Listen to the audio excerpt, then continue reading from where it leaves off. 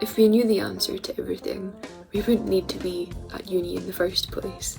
It's impossible to learn and to know everything about the ancient world, but that doesn't mean we have to stop trying. Come learn with us. Odi et amo, quare id faciam, fortasse requiris, nescio, sed fieri sentio et excrucio.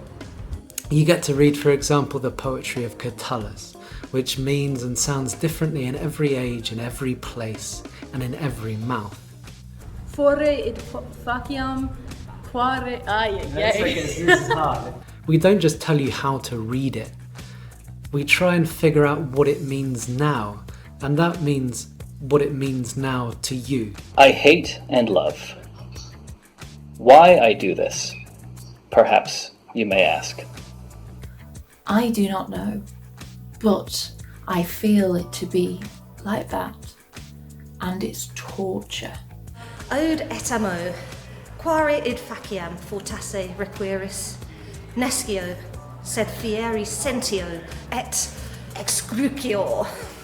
Studying classics is about following your nose, satisfying your curiosity. Sometimes it's about trying to figure out what these old things are.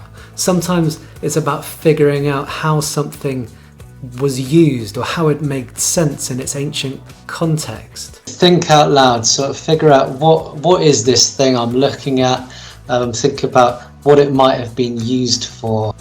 The handle, and then that's part of it. Then you can tell that probably it is something that it is used for pouring. It has a pedestal foot and a very high handle on one side only. I think it's an oil lamp. Okay. And what's making you think that? Well, I think I've got half. I mean, I don't know if it is an oil jar, but I've got half a memory that something like this might have been used for pouring oil. It's not very detailed, so I'm assuming it's kind of for household or common everyday use. So most of the volume is in the top, and a little finger hole. So presumably it's quite small. It's hard to say.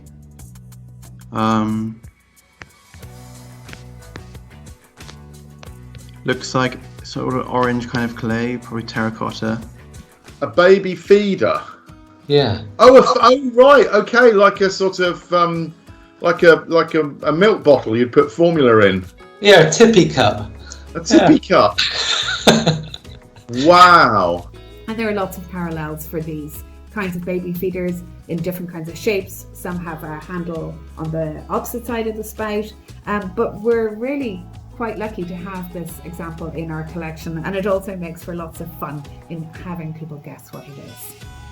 And you also get to observe how the modern world responds to this kind of collision with ancient ideas. So much of what we do in the present is a reflection of the past and what I understand to be the classics.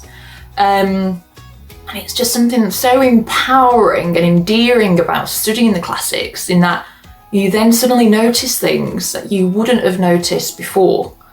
It's about looking back at human experience and culture in antiquity, and how this helps us understand the world around us and informs the way that we approach the unknown that is the future. Classics helps me reconsider why do I think the way that I think, and it helps me reconsider the roots of my thinking process and how do I come to my thoughts. I feel like classics has given me like a tool or something, a tool with which I can read the more recent past and also the present by examining its many and fascinating windows into another much older world.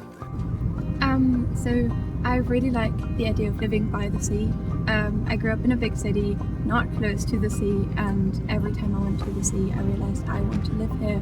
I wanted to live up north. I discovered this one Scottish author from Glasgow who adopts mythology in her poetry and in her short stories as well. I thought this is exactly what I love about classics so much. Mythology is incredible. Staff and lots of great students. I'm meeting lots of great people and I'm learning new things every day. So I think there's something comforting about being around people who are passionate about what you're passionate about. But that's what got me into classics. So I saw that she studied here in St Andrews as well, and then I applied and thought this is a great place. This connects all these different parts that I find interesting. Classics is about reading old stuff, but in order to do this you have to learn new skills. It's about making mistakes and learning from them. It's about